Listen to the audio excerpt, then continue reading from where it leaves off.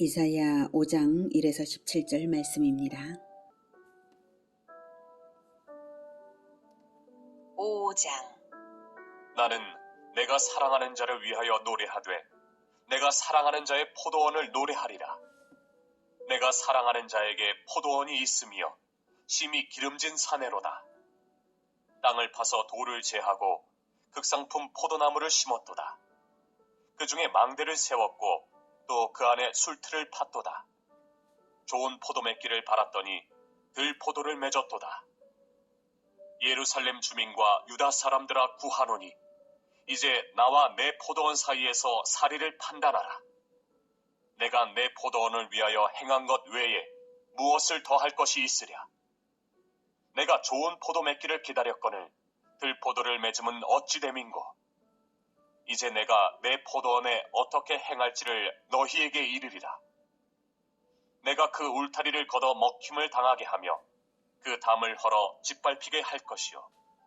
내가 그것을 황폐하게 하리니 다시는 가지를 자름이나 북을 돋우지 못하여 찔레와 가시가 날 것이며 내가 또 구름에게 명하여 그 위에 비를 내리지 못하게 하리라 하셨으니 무릇 만군의 여호와의 포도원은 이스라엘 족속이요 그가 기뻐하시는 나무는 유다 사람이라. 그들에게 정의를 바라셨더니 도리어 포악이요 그들에게 공의를 바라셨더니 도리어 부르짖음이었도다. 사랑하는 형제 여러분, 2월 14일 화요일 저녁 묵상에 오신 것을 환영합니다. 2장과 3장에서는 하나님을 의뢰하지 않고 세상 것들을 의뢰하며 종교적 도덕적 부패가 극심한 남유다는 심판을 당해 멸망할 것을 말했는데요. 4장에서는 그러나 언약을 믿음으로 남은 신실한 자들은 여호와의 날에 도리어 축복과 영광의 날이 될 것을 예언했습니다. 4장에서 그날의 여호와의 싹이 아름답다라고 했고요. 그 땅의 소산이 영화롭고 아름답다라고 했고요. 심판하는 영과 소멸하는 영으로 시온의 딸들의 더러움을 씻기실 것이라고 그 때가 되면 그렇게 하실 것이라고 말씀하셨죠. 이렇게 되는 때에는 하나님과의 영광스럽고 아름다운 동거가 이루어질 것이라고 했습니다. 즉 여호와의 싹이신 그리스도가 심겨져서 소산으로 자라날 예수 제자들의 번성으로서 천국 비전이 완성될 것을 보여주신 것인데요. 그러면 이제 어떻게 여호와의 소산, 즉 남은 자가 될 것인가가 중요하죠. 하나님께서 간절히 여호와의 싹으로부터 결실할 자들을 기다리셔서 지금껏 이스라엘을 인도해 오신 것입니다. 그래서 하나님의 그 마음을 포도원의 노래로 이사야가 불렀습니다. 1절. 나는 내가 사랑하는 자를 위하여 노래하되 내가 사랑하는 자의 포도원을 노래하리라. 내가 사랑하는 자에게 포도원이 있으며 심히 기름진 사내로다. 여기서 처음에 말한 나는 이사야고요. 내가 사랑하는 자는 하나님이십니다. 여기에서만 나가 이사야이고요. 그 다음부터는 이제 하나님의 하나님을 화자로 화자가 하나님이 됩니다. 그래서 그 다음부터 말하는 나는 내 포도원 3절에서 내 포도원이라고 할 때 내는 하나님이십니다. 포도원은 이스라엘을 뜻합니다. 이스라엘 사람들에게 포도원은 매우 귀중히 여기고 아끼는 재산입니다. 하나님께서도 당신의 포도원인 이스라엘을 매우 아끼고 소중하게 생각하신다는 그 마음이 듣는 이들에게 전달이 되었겠죠. 이 노래를 듣는 사람들에게. 그 포도원을 신비 기름진 산에 조성을 하였으니 더할 나위 없이 아끼는 포도원이고 결실이 기대되는 포도원입니다. 하나님이 이스라엘 백성들에게 젖과 꿀이 흐르는 가나안 땅을 주신 것을 말하는 것입니다. 게다가 그에 머무르지 않고요. 더욱 수고와 투자를 더했어요. 2절. 땅을 파서 돌을 제하고 극상품 포도나무를 심었도다. 그 중에 망대를 세웠고 또 그 안에 술틀을 팠도다. 좋은 포도 맺기를 바랐더니 들포도를 맺었도다. 네. 포도원이 국채로서의 이스라엘이라면 극상품 포도나무들은 택하신 거룩한 백성, 이스라엘 백성들이죠. 농부가 큰 기대감으로 극상품 포도나무를 심고 망대를 세우고 술틀을 파는 수고와 투자를 하듯이 하나님도 출애굽시키신 이후에도 계속적인 애정으로 가나안 7족속을 몰아내시고 외적의 침략에서 보호하시면서 이스라엘을 살기 좋게 하신 것을 떠올리게 합니다. 하나님께서 그렇게 하시는 이유는 그리스도의 성품의 열매를 맺게 하고자 하시는 것입니다. 율법이 가르치는 바의 결실은 하나님의 아들들로 살아가는 것이 하나님의 결실인데요. 정반대로 들포도를 맺은 것입니다. 하나님의 아들들로 거듭나기를 바라셨는데 마귀 자식들이 난 것입니다. 가장 좋은 옥토에 온갖 투자와 수고를 한 농부 입장에서 들포도를 맺은 포도원이 얼마나 실망이 되겠습니까? 그처럼 하나님의 실망은 이만저만이 아닌 것입니다. 한 번 들포도를 맺은 포도나무들인데 그 다음 해인들 들포도 아닌 좋은 포도를 맺기를 기대하기는 어렵다는 것이 농부의 절망일 텐데요. 그래서 이제 농부가 어떻게 결단하겠습니까? 농부의 결정이 충분히 짐작되는 상황이고요. 마찬가지로 하나님의 결정도 객관적으로 누구든지 납득하기 충분할 것이라고 하나님은 판단해 보라 라고 하십니다. 3절. 예루살렘 주민과 유다 사람들아 구하노니 이제 나와 내 포도원 사이에서 사리를 판단하라. 내가 내 포도원을 위하여 행한 것 외에 무엇을 더할 것이 있으랴. 너무너무 많이 수고하고 행했다 이거죠. 내가 좋은 포도 맺기를 기다렸거늘 들포도를 맺으면 어찌 됨인고 이제 내가 내 포도원에 어떻게 행할지를 너희에게 이르리라. 내가 그 울타리를 걷어 먹힘을 당하게 하며 그 담을 헐어 짓밟히게 할 것이요. 평소 포도원의 보호를 위해서 설치된 방어용 울타리나 담을 제거하신다는 것입니다. 이제 더 이상 이스라엘을 보호할 의사가 없을 뿐만 아니라 외적의 침입을 방관하시겠다는 뜻입니다. 남유다 백성들이 그동안 안전하게 거할 수 있었던 것이 우연이 아니라 하나님의 보호가 있었기 때문이라는 사실을 보여줍니다. 그리고 이제 보호를 거두시면 이루어질 일은 바벨론의 침략입니다. 이 예언이 선포된 지 100여 년 후 주전 586년에 바벨론의 침략과 예루살렘 성전의 파괴와 포로되어 감으로써 이 예언은 성취되고 말았습니다. 6절. 내가 그것을 황폐하게 하리니 다시는 가지를 자름이나 북을 돋우지 못하여 찔레와 가시가 날 것이며 내가 또 구름에게 명하여 그 위에 비를 내리지 못하게 하리라 하셨으니. 두 번째 형벌의 내용입니다. 이제 더 이상 가꾸지 않음으로써 포도나무의 성장을 방해하는 엉겅퀴와 가시나무들이 무성하게 된다는 것입니다.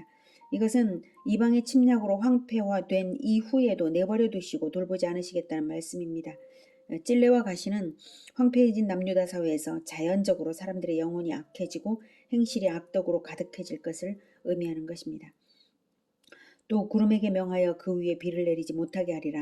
이것은 비로 상징된 하나님의 은혜를 거두시겠다는 것이고요. 그 결과 생명이 없는 땅이 되고 누가 보기에도 하나님의 심판을 받은 땅임을 알 수 있을 것입니다.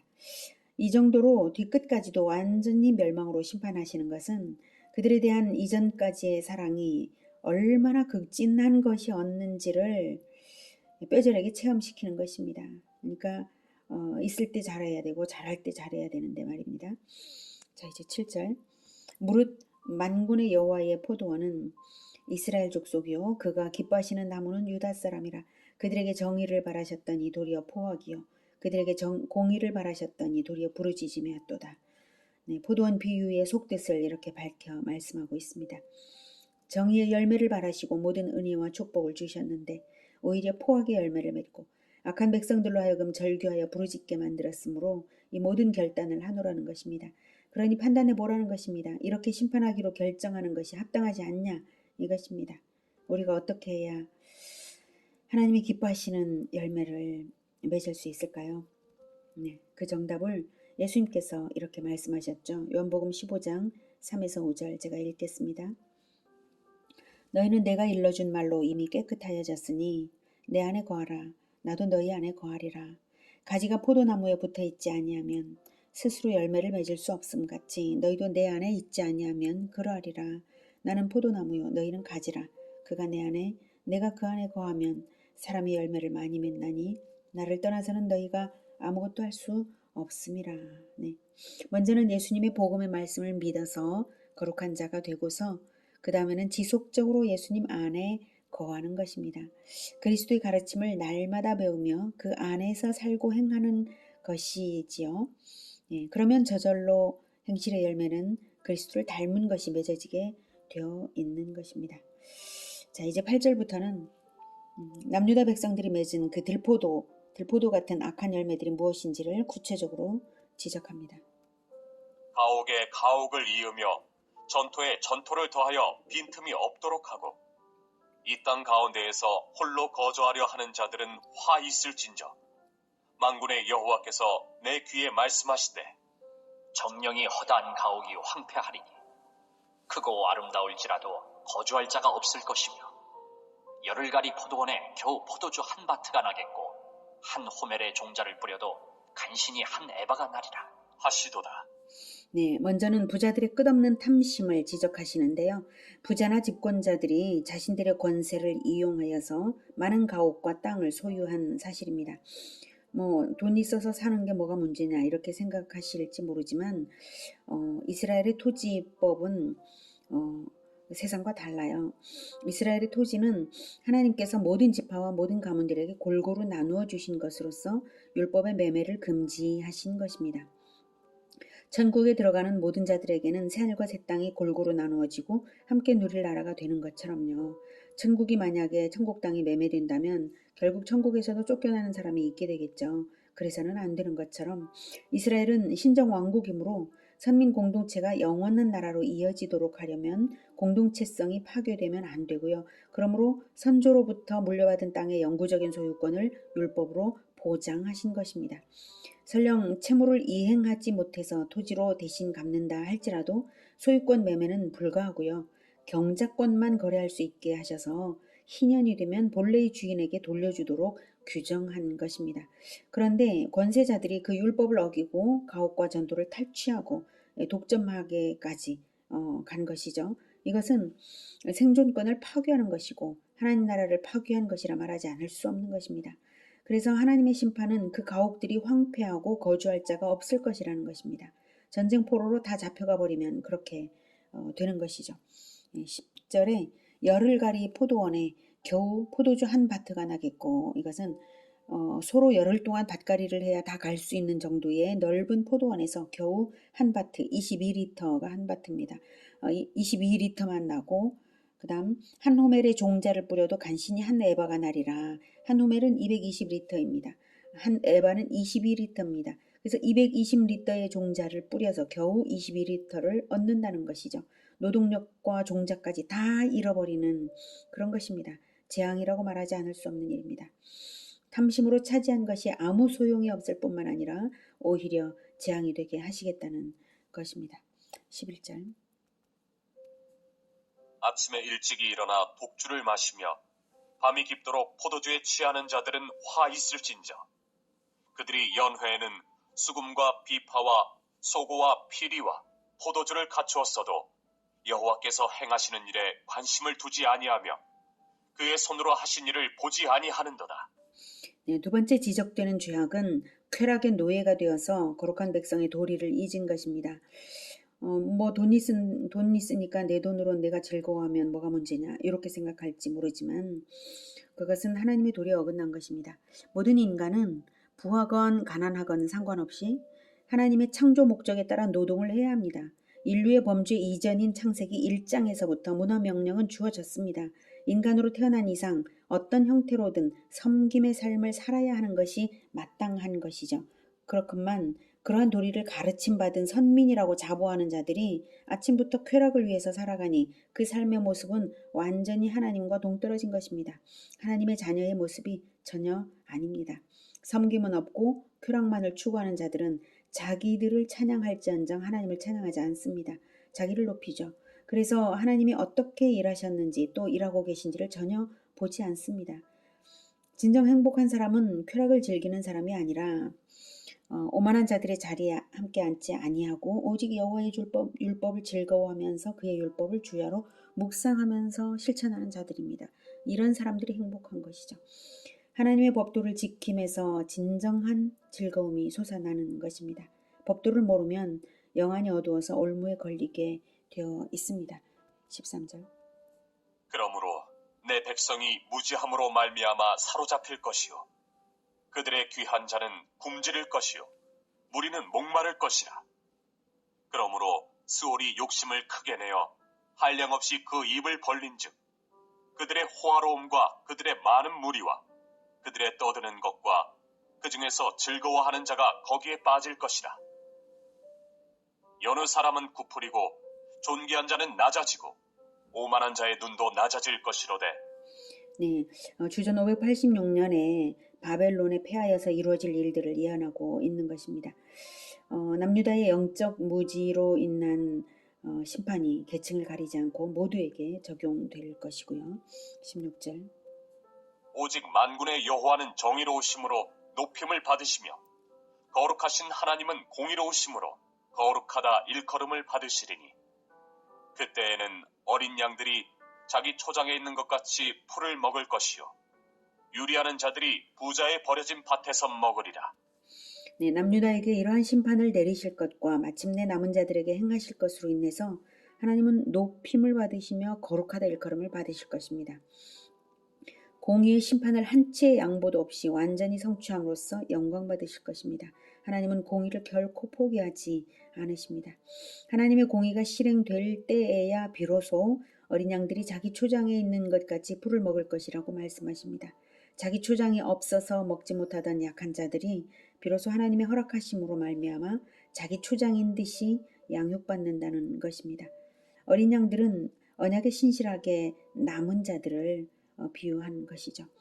유리하는 자들이 부자의 버려진 밭에서 먹으리라 하심으로 유리하는 자들에 대한 은혜와 사랑은 악한 부자들에 대한 공의의 심판과 동시에 이루어짐을 생각하게 됩니다. 오늘은 악한 행실의 열매를 맺은 남유다에 대한 심판 선언을 통해서 배웠습니다. 하나님께서 얼마나 선한 열매를 사모하며 기다리시는지, 선한 행실의 열매가 없을 때는 반드시 심판이 있다는 것을 알았습니다. 본장에서 남유다에 대한 심판은 종교적인 것을 지적하고 있지 않습니다. 그들이 속죄제를 드렸는지 안 드렸는지를 말하고 있지 않다는 사실입니다. 속죄제를 드릴 줄 아는 사람이면 당연히 속죄에 따른 속죄의 열매가, 선한 열매가, 사랑의 열매가 있어야만 되는 것이죠. 그게 없음을 지적하고 계신 것입니다. 사회도덕적인 행실의 열매를 근거로 하여서 말씀하십니다. 이미 구원받은 선민이므로 선민의 증거는 하나님을 닮은 사랑의 행위가 있어야만 된다는 진실을 말하고 있습니다. 그 행위가 없다면 그는 구원받은 것이 아니라는 것이죠. 우리는 예수님의 보혈로 덮인 언약 백성이므로 예수님께서 명령하신 세 계명에 따라서 예수님처럼 서로 사랑하는 행위의 열매를 반드시 맺는 삶을 살아야만 합니다. 그래야 하나님 나라 공동체가 형성되는 것이죠. 언약이 있다면 계명이 있는 것이고 계명이 무시된다면 언약은 깨뜨려진 것입니다. 예수님의 계명은 하나님 나라 공동체를 형성하게 하시는 계명입니다. 남유다인들이 만약 내 돈으로 집 사고 땅 산 게 뭐가 죄냐고 항변한다면, 내 돈이 있어서 쾌락을 즐기는 것이 뭐가 죄냐라고 항변한다면 언약의 주께서 계명을 주시며 맡기신 공동체를 돌보지 않았기 때문에 하나님 나라에서 그 공동체에서 쫓겨나는 것이라고 말할 수 있겠습니다. 예수님을 한 번 영접한 것으로 끝난 것이 아니라 지속적으로 예수님 가르침 안에 사랑으로 살면서 사랑의 행위로 살면서 예수님 생명나무의 열매 많은 가지들이 다 되시기를 기원합니다. 기도하겠습니다. 하나님, 우리는 본래 죄인인데 오직 예수님의 언약의 피로 말미암아 하나님의 자녀가 되었습니다. 진정 하나님의 자녀로 하나님의 아들답게 살아갈 수 있도록 도와주시옵소서. 우리가 늘 예수님의 사랑을 닮아서 행위로 날마다 나타내는 그런 삶을 살 수 있게 주님 도와주시옵소서. 우리가 날마다 예수님의 사랑을 행위로 나타내었는가를 점검하며 회개하며 늘 적극적인 실천으로 도전하는 우리 모두가 될 수 있게 도와주시옵소서. 사랑의 행위가 많아서 하나님께서 영광 받으실 수 있기를 간절히 원하며 예수 그리스도 이름으로 기도드립니다. 아멘. 이어지는 시간은 개인 기도 시간입니다.